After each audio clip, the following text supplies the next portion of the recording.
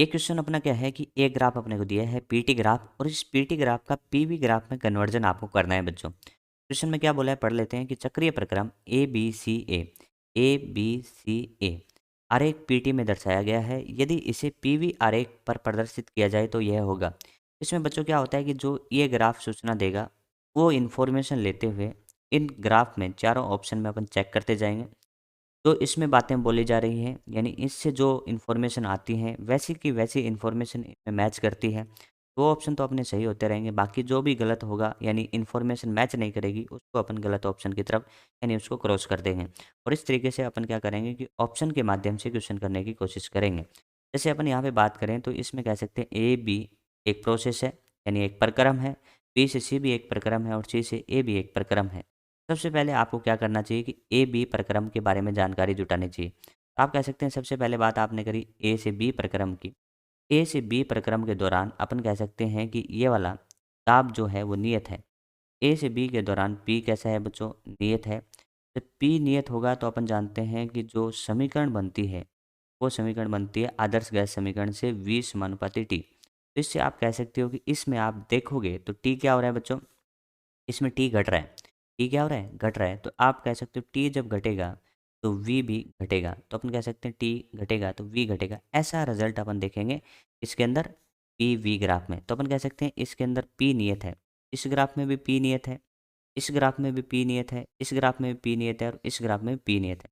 लेकिन 1 number, 3 number और 4 number के अपन देख रहे हैं कि आयतन क्या हो रहा है, घट रहा है। 1 नंबर का, 3 नंबर का और 4 नंबर का आयतन घट रहा है, लेकिन 2 नंबर का आयतन बच्चों इधर की तरफ ग्राफ जा रहा है। तो अपन कह सकते हैं इसका आयतन बढ़ रहा है, जो कि अपन के अनुसार नहीं है। तो इस वजह से दूसरा ऑप्शन यहाँ से कट हो जाता है। चलिए, एक इन्फॉर्मेशन से एक ऑप्शन चला गया। दूसरी इन्फॉर्मेशन लेते हैं बी से सी ग्राफ की। तो अपन कह सकते हैं बी से सी में अपन कह सकते हैं ये वाली राशि जो यहाँ पे है वो टी क्या है, नियत है। अपन जानते हैं कि जब टी नियत होता है तो उसको अपन कौन सा प्रक्रम कहते हैं, समतापीय प्रक्रम। और समतापीय प्रक्रम का इक्वेशन होता है P V equals to constant. अपन यहाँ से लिख सकते हैं बच्चों कि जो पी होगा वो व्युत्क्रमानुपाती होगा वी के। पी व्युत्क्रमानुपाती होगा किसके बच्चों, वी के। तो यहाँ से अपन कह सकते हैं कि पी व्युत्क्रमानुपाती वी के। ग्राफ से अपन देखें तो बच्चों यहाँ से कह सकते हैं कि दाब क्या हो रहा है, घट रहा है। तो अपन कहेंगे दाब इससे घट रहा है। तो दाब तो तब घटेगा जब आयतन बढ़ रहा है। और अपन कह सकते हैं कि समतापीय प्रक्रम में पी और पी के मध्य जो ग्राफ बनता है ना वो बच्चों इस तरीके से बनता है। तो अपन कहेंगे कि इस तरीके से ग्राफ देखें तो बी से सी का, बी से सी ऐसे बनना चाहिए। तो इसमें तो एक सरल रेखा है, यानी इसने तो प्रक्रम ही भैया अलग कर दिया, तो ये ऑप्शन भी अपना कट जाता है। इसमें अपन देखें बी से सी यही बात है, इसके अंदर ये नहीं होता। तो अपन कह सकते हैं ये ऑप्शन अपना सही हो चुका है। एक बार चेक भी कर लेते हैं, बी से सी में अपन कह रहे थे कि आयतन बढ़ रहा है तो बढ़ रहा है, और प्रक्रम आपका समतापीय तो समतापीय में ऐसे ही ग्राफ बनता है। चलो फिर भी अपना क्रम बनता है कि अपन ऑप्शन नंबर प्रक्रम नंबर 3 को भी देखें। तो प्रक्रम नंबर 3 है बच्चों सी से ए तक का। सी से ए अपन कह सकते हैं पी समानुपाती टी अपने को दिखाई दे रहा है।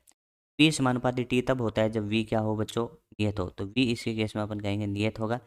वी नियत अपन कह सकते हैं इसमें भी है और इसमें भी है। तो और इसके अंदर अपन देखें कि भाई आयतन के साथ क्या हो रहा होगा, तो अपन कह सकते हैं कि वी इसके केस में नियत होना चाहिए।